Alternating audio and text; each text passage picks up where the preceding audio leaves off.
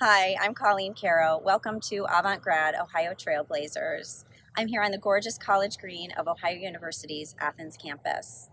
This episode features my friend Leanne Ford, a 2003 graduate of specialized studies. Leanne is a celebrated self-taught interior designer who is known for her natural minimalist aesthetic. I hope you enjoy this episode where she digs into all things Ohio and tells us a little bit about her trailblazing career. Hi, Leanne. Hi, Colleen. How are you? So good. How are you? My old Bobcat friend. Yeah, it's so great to see you. I think the last time I saw you in the flesh was the last time you were in Athens, I think, unless you've been back since and I don't know it. And you were a newlywed. It was December of 2017. You were newly married to Eric. Aw, that's right. And I had to show him Athens. Yeah. And we had brunch at the Court Street Diner on Court Street. Just the usual suspects. I mean, we gave him the whole circuit. It was so good. So good. So a lot has changed since then. Yes, I would say so. Some TV shows, a baby, a book, bunch of houses. Nice light behind you. I know, right? So let's see which way, because I'm looking at myself. This is one of your lights. There's another one there. Awesome. You're making it look so good. Thank you. And then over here, see, I'm pointing to it. I don't know if you remember, you did me one of your like one-line portraits. Show it to me. Oh my gosh. Oh, you framed it. Whoa, nice. Isn't it great? So the hair's a little shorter. It's but it's impressionistic. Yeah, thank you for framing it. I'm honored. So that is my that wall I call my power station. It's got like all my favorite things about like, being a strong woman and being independent, and so that has a place of honor on my power station wall. Love it. Love it. Yeah. So let's set the stage. Welcome to my podcast. I can't think of a better person. In fact, this podcast is kind of your fault. Like, you were the inspiration for this podcast. We are talking to trailblazing alumni of Ohio University. And I can't think of a better person, a person who's always evolving, always just blazing your own trail, flinging yourself forward, into new and exciting and sometimes terrifying territories and just figuring it out as you go. Flinging's a good word for it, actually. Sometimes calculated flinging, but yeah. I don't know.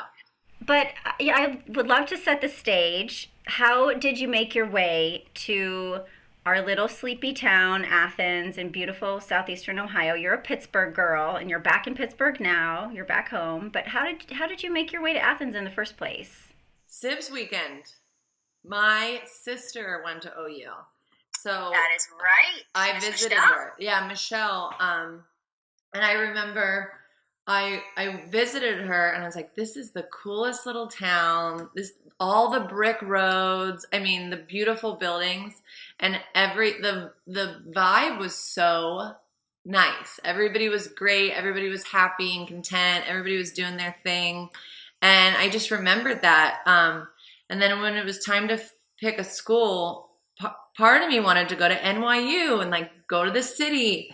And I had this realization that I can live in the city for the rest of my life. And for now, I want to have a college experience, like the quintessential college experience. Yes. And OU is so that. And that's exactly what I did. And honestly, it's probably one of the best decisions I've ever made. I'd say top 5.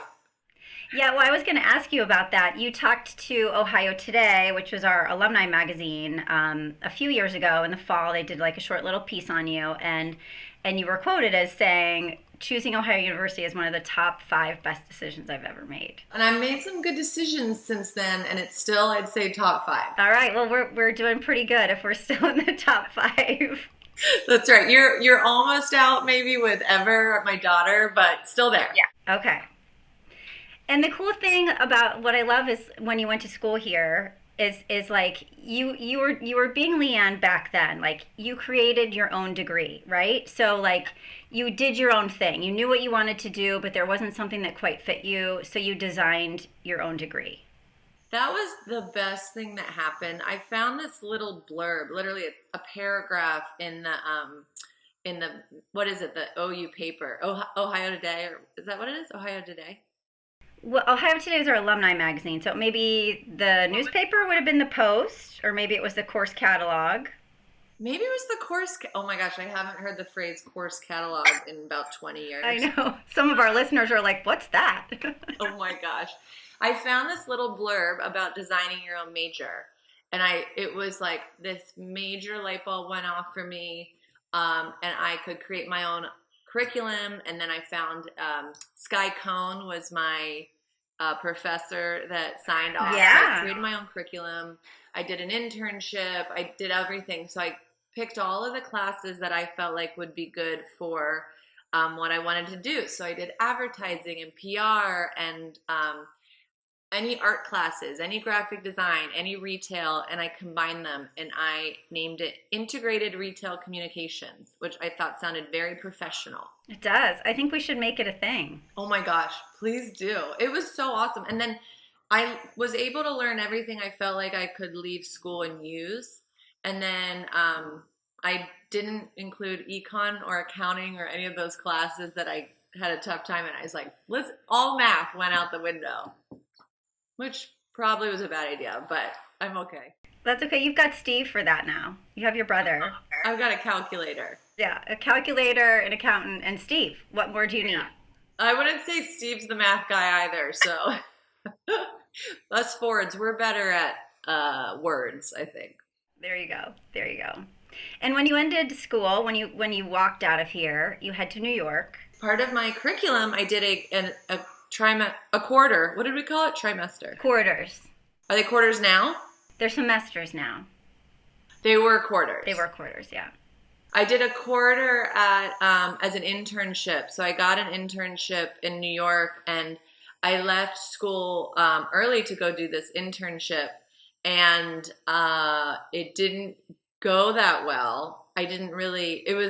That's like a long, short story. But anyway, I didn't like that one, and I came back and had a summer in Athens, which it was like a great case of it was a disappointment that the internship, I didn't like it. It made me change my path of what I wanted to do in fashion. I changed kind of directions, and it was a great example of I was like sad that didn't work. But then I ended up having the most incredible summer in Athens. And I was so glad to have that experience of this sleepy town. Yeah, summer in Athens, like there's nothing like it. And then I was able to, kind of redirect my path of where I went. Because I thought I wanted to do design. And then after my internship, I realized I was more of a marketing person. So I changed directions. So every great failure, leads you somewhere better. Yeah. And I wanted to ask you about marketing because you have this knack for building relationships, like these mutually beneficial relationships, right? And like building these great friendships that just like, they're like the gifts that keep on giving. I would say I am where I am because mainly of friends and people that have, we've helped each other and kind of raised each other up, and it's nothing's more apparent than my editor friends. So we were all kind of interns in the fashion closets in New York City, and now everybody's come up and everybody's introduced each other. And the reason I was in an interior design magazine was because my friend Jordan told her editor friend, and I'm really, literally 20 years later, still great friends with all of them. And as we all raise up, we still try to support each other. It's a little gang, really. It is. And so that was Country Living magazine, and that was your one-room schoolhouse. That's right. You've been here for the whole ride, Colleen. In Pittsburgh. I know. I never made it to the schoolhouse, though, which I'm really bummed about. I'm like, I should have just jumped in the car and driven over there. You would have liked it. You're going to have to buy it next time it goes up on the market. Get you a Pittsburgh hang. Well, you have to call me first. Okay, fine. Because I'm sure you'll hear about it. Yeah. Was there anything that you felt like, you were able to like cobble together this education that fit you Was there any part of that that you feel like really helped give you like that marketing edge or marketing mindset? It seems like you already kind of had that going for you, but Yeah, I mean, I think that was kind of my natural state, but it was good to get knowledge and also experience. So like just I would have to say the internship um curriculum. So retail department has a 16 credit internship, right? And that was so amazing, and it's like getting real life experience while learning, so between classes, because you come back to classes and now you have a new eye open of what you like, what you need to know, and you're able to go back and learn that, so I loved that. And then also just, I mean, there was a creative freedom that was at Athens for me, I there was only one clothing store, so I Fig Leaf, so I would make all my own clothes. it's still here, by the way. Wow, that's so awesome! And they had like the cutest stuff, and we'd all wear it. But so we'd all look like twins going out. So I ended up like putting marker on my clothes and spray painting and cutting them up. And because we were in this little town, it made me think differently and be creative in a different way, which I loved that too. It was such, I paint on me. It was such a lovely experience in every way, I would say. I love hearing that. Yeah. And so you made a huge career switch. And at one time you were like, to make it work, because I know you, but I've done my research. You were basically doing like, you went forward into fashion, you were styling for magazines. In fact, I got to be on one of your shoots, if you remember, in Long Beach. Gosh. This was so long ago. This was so my son Emmett, who is 15 now, he was a baby, and we went on a trip to California. And we went to this shoot for Foam magazine, Yeah. and we were shooting, or you were shooting in this Airstream trailer. It was like a bikini shoot. Well, yeah, it was all surf. Yeah, it was all surf all the time, and it was at the home of this really cool couple. I don't remember their names, but do you remember it? It's okay if you don't. No, Melissa Carpenter. She's from Ohio. Melissa and Toby. I mean, they're from Ohio. It's cute, and I of course found them in California. I love the Ohio connection. It carries on anywhere in the world, I feel like. It does. It totally does. So you had that career, and then you started getting into design. Yeah, so I was doing fashion thanks to OU, and I came out, I did my internship, and then I had a great one with a company called Heatherette, and that was so fun. It was a tiny company, and it was really three of them and me, and I was like gluing sequins on sweatshirts and taking them to the post office and waiting in line. I mean, just bottom of the ladder kind of stuff, and I loved every second of it. So I was doing fashion. It ended up being 15 years. I went from helping and interning to PR, and then I went from PR to fashion editor. I went from fashion editor to creative director and styling, and kind of just had this really fun path. And I hacked the system. I do all surf and skate, so all my photo shoots were on the beach and in tropical locations, and like it was so amazing. And then about 10 years ago,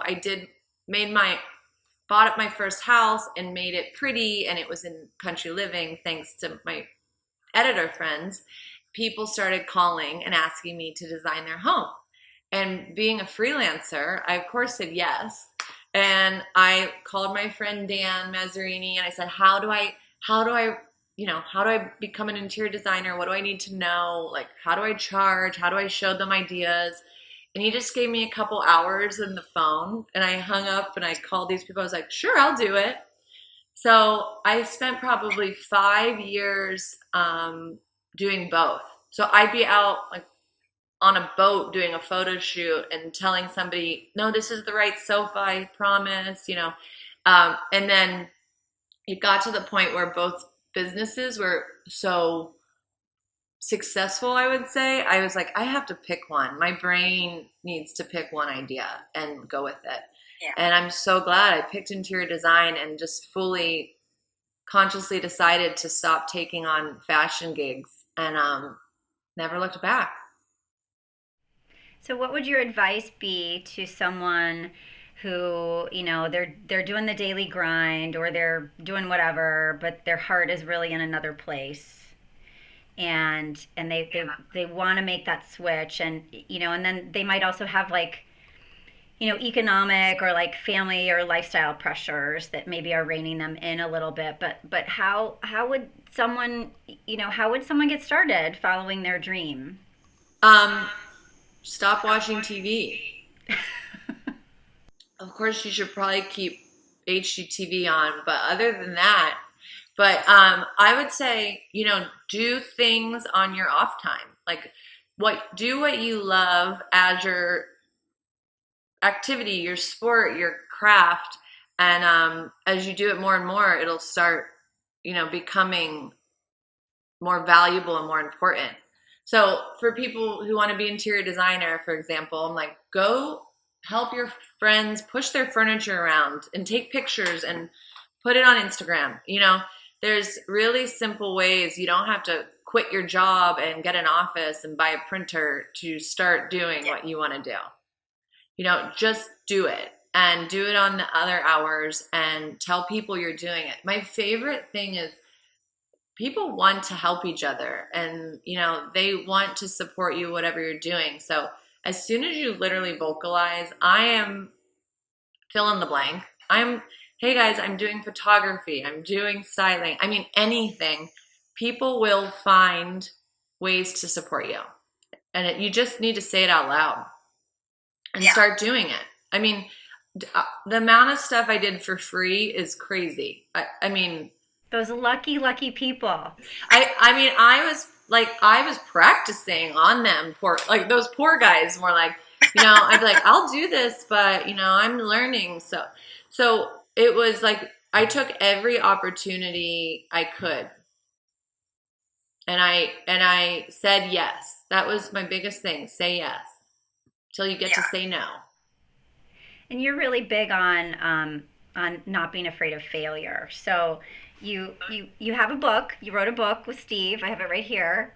Work in progress. It's so good. It's the thing that I love about this book, Leanne, is like you not only like just wrote this really fun book that like gives insight into who you are and like your life journey and your wonderful family and all that, but there's just so much good like life advice. It's like a resource, Thank you for saying that. Yeah, but even like I was looking at it last night and I stumbled upon the part that talks about making eye contact and how like eye contact is one of your things, but there's like a little call out in the book that's like, what if you made eye contact in your daily life? I'm like, this book is so helpful to humanity. Thank you, Leanne. Thank you for saying that. I mean, I was like, our story is, they wanted us to write our story, how we got on HGTV, how kind of being creative and inspired. But I was like, there's definite things that we can do, that I can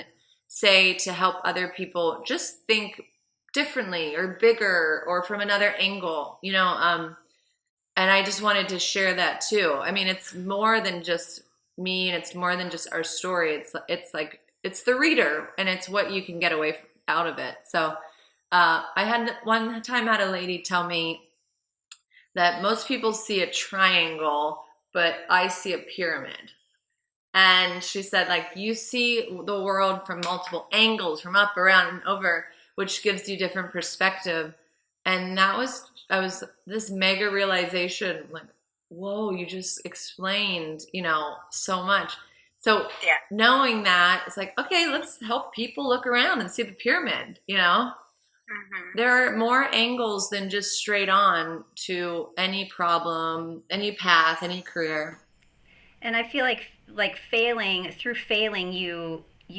a new angle, right? It gives you new perspective. I mean, it's hard at the time, but it's actually the best. It's like, okay, I'm not good at photography, so check it off the list. I'm not going to think I'm going to be a photographer the next 40 years. Like, check, So I would say, like, people have, their pride makes them think that failure is bad, but the reality of is it's setting you into the right path. It's relationships, it's work, it's everything. It's just pushing you into the right direction. We don't like to go there. Like, we like to decide what our fate is, but we can't. I'll tell you that. Right. There's a great quote in here. Failure is the best sign that you're trying. Oh, did I say that? Yeah, you did. It's right here. I I underlined it because there's this part that talks about, like, what is failure anyway? What if failure is just a loving and kind nudge for us toward where we were supposed to be in the first place, which is like what you just said about photography. And then on the next page, it's like this is a Leanneism. I don't if you don't remember, like, you need to, like, make it one. Like, it needs to be on one of your fun Leanneism posters. Failure is the best sign that you're trying. Wow, yeah, very profoundly. I was like 9 months pregnant. I literally took that manuscript to the labor room with me to do an edit. Like, my deadline was basically the same date ever was due. That whole thing's a blur, so maybe I should read it someday. You should. Well, you should. You're going to get to read it to her. That's right. Well, yeah, she has her own copy that Eric reads her sometimes. Oh. Well, speaking of Miss Ever, she's like, what? She's like a year and a half now? Mm-hmm. She's a year and a half, and she's just chit-chatting away, just wants to talk about, Wawa and Balloon and Ball. Balloon is a good fun. Yeah. Lots of Balloon. Yeah, she's cute. So she's been so, special to have and to change. And she's really the reason we left LA. When COVID happened, we were like, oh my gosh, we can't just get on a plane anymore.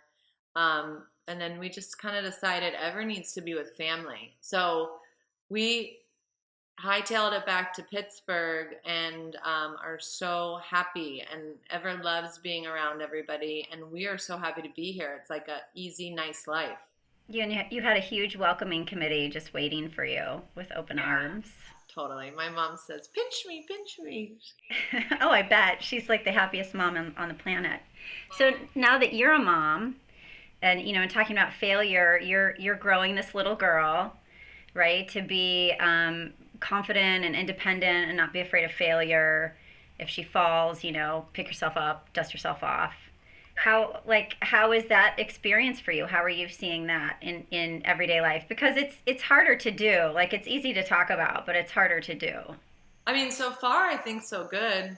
Well, we're trying to, literally there's a couple things I love about Ever is every time she falls, which is all day, she just stands back up. She just stands back up. Over and over. Yeah. She doesn't cry, she's like, oops, and she gets up. She every time we see flowers, she stops and smells them and says, mmm. And then every time before we eat or go to bed, she says, amen, amen. So I'm like, those are my 3 proudest mom moments. I'm like, we're doing okay. Yeah, she's definitely your daughter. Totally. It was like, those are all the things I love. Yeah. Yeah, absolutely. Oh, I know what I want to ask you about. Of course, is season 3 of HGTV Restored by the Fords. Are you still shooting right now, or have you guys wrapped? We are literally shooting. I had an install yesterday. I have an install today. I'm snuck out of my install to talk to you. Oh, thank you. Yes, of course. So we're shooting our first 2 reveals this week, which I'm excited. And they're now an hour. The episodes are an hour. Great. And we get to talk more about design. We dive more into the family and, the details of it all. And the season's all about people that are connected to their house. It's like they've either moved home, they've bought their parents' house, it's a family home, they grew up on that street. So it's now called Home Again with the Fords. Oh, that's so great. I love that. I love that that's the focus. It's such a feel good right now, with COVID. We're all tucked in, right? We need to feel cozy and safe and secure. So it's so perfectly timed, and I love how like thematically for your life, like you've just done that too. I mean, that's like how like did you plan that? You know, it's just like so perfect because you've come home too.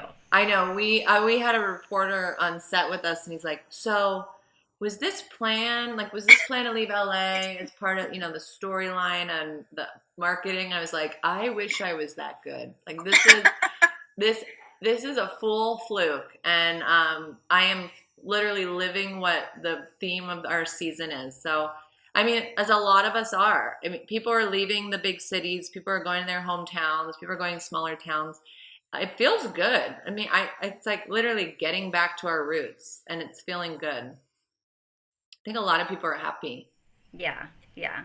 It definitely wasn't planned. It was just another great Leanne moment. Just like so weird. I think a good example of, when you're doing what you love and you're doing things for the right reasons and you've been thoughtful and you're intentional, things tend to fall into place. I agree. And like keep it loose, They say if you are going to get hit by a car, if you don't tense up, you'll just roll over it.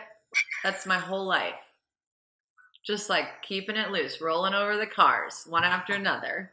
And letting the universe show up. Like when you show up to do something you love, the universe shows up. And just enjoy it. Honestly, enjoy it all. And like that's why my thing about failure, I'm like, why do we feel like it's such a bad thing? Like I just don't understand it. It has a bad rap, but like enjoy it. I mean, I know it's easier said than done for a lot of people, but I think we just need to change our mindset with it. So what's next for you?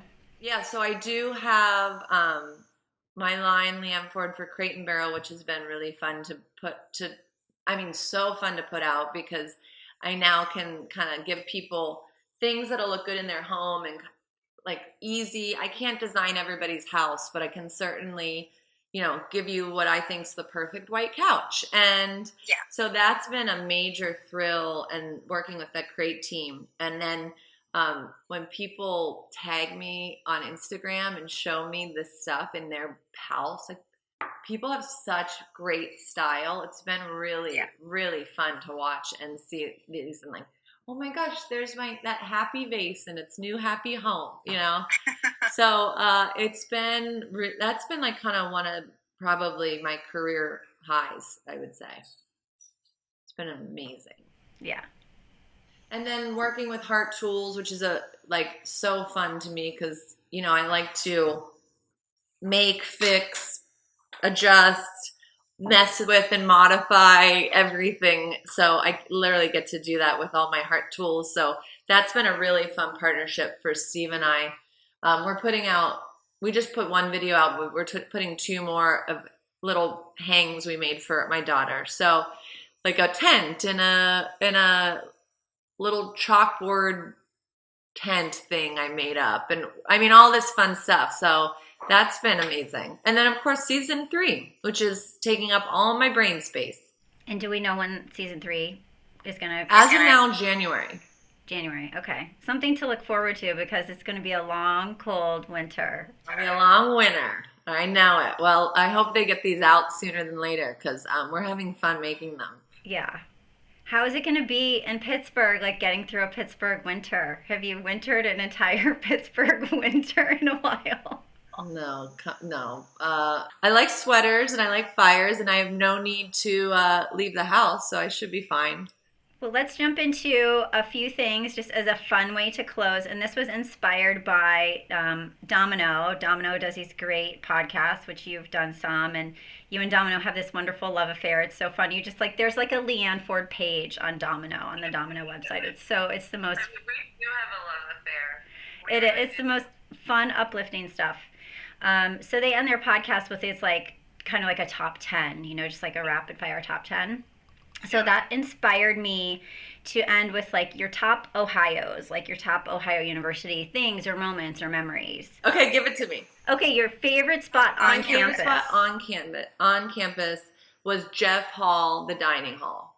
I just had so much fun there. We'd sneak so much food out of that place in my hoodie. Okay, and then go ahead, ask me my next one. Favorite food? Was there like an Athens food? I loved the pita pit. Pita pit. Still here. Good. And of course, the pizza, Goodfellas. I loved Goodfellas. Yeah, Goodfellas is the best. Jeff Hall Dining, by the way, has been all redone. It's so amazing. There's like a store. The students can just go in and like buy what they want. It's so super cute. It's and like I go to the dining halls for lunch sometimes, like, you know, back when we could, because the food is just so amazing. Yes. I mean, it was amazing for me. So it wasn't that great back then, but I still loved it. It's great now. Those were the old days. It's 2020. Okay, a favorite person. Like, was there a person you remember, a teacher or a figure or maybe a friend? My favorite person, I would say, this is like, it was, I mean, I made so many incredible friends that I'm still friends with. But first thing that comes to mind is my roommate, Jessica. Freshman year roommate, totally randomly aligned, fast friends, still friends to this day. I love that. The Bobcat ties, they're strong. Oh, they sure are. And we lived in 353 in Jeff Hall. I can't believe you remember that. Mm-hmm. I loved it. We need to go find like Jeff Hall 353 and put like a plaque like Leanne Ford lived here. I redecorated that place so many times. I'd move the bunk beds around. Full configurations. That's awesome. What about an academic moment, being that, you know, it was college and you came here to learn academic stuff in addition to like the whole experience? Honestly, it was creating my own curriculum. That was so freeing and exciting to create the curriculum, to work with Sky Cone and go through classes and why this should work and this, and, you know, that was a academic high for me. And so you mentioned Sky a couple times. Was there a professor who stands out, or was Sky it for you? It was Sky. Is she still there? Mm-hmm. Oh, well, tell her hi. Thank you. I will. What about music? You're a huge music fan. I know you love Josh Ritter and Nikki Lane and so many others that I love too. If you think back to your college days, was there like some music that defined that time for you? Mike Genovese was our friend who would play at Union Hall, I think. At the Union, yeah. Mm-hmm. At the Union. And so we would always go like be his fan club. And what do you miss the most about OU or Athens? You know, I don't miss anything. I just loved every second of it. Yeah. You know, I'm lucky. I enjoy every phase has different perks. And like, I never really mourn, like moments because they were so fun and I take them with me. So I can't say I miss it. I would say I loved it. Loved it. Well, that is a perfect note to end on. And you know, Athens is not that far from Pittsburgh. Believe me, you are on my list. I'm like, well, now that I live in Pittsburgh, I can go to Athens all the time. You can. You could, you know, maybe we'll rope you into coming and talking to some students or doing some super fun stuff, as well as bringing Miss Ever so she can enjoy the beauty. That's right. Get her to the bookshop. Get her a little sweatshirt. Yeah, we would love that so much. Well, thank you so much for talking to me. I am so grateful for you making the time and space. I know you are working hard today. You've got a family gathering, you're shooting, you're just constructing and designing. My pleasure. Colleen, thank you for asking me to do this. This is so fun. And I love talking about Athens and OU, and I love seeing you. So this has been amazing. Thank you again. Say hi to Steve and Eric and Ever and everyone for us. I will. Well, I'll get them all in the car. We'll come see you soon. All right. Take care, Leanne. Thanks so much. Bye.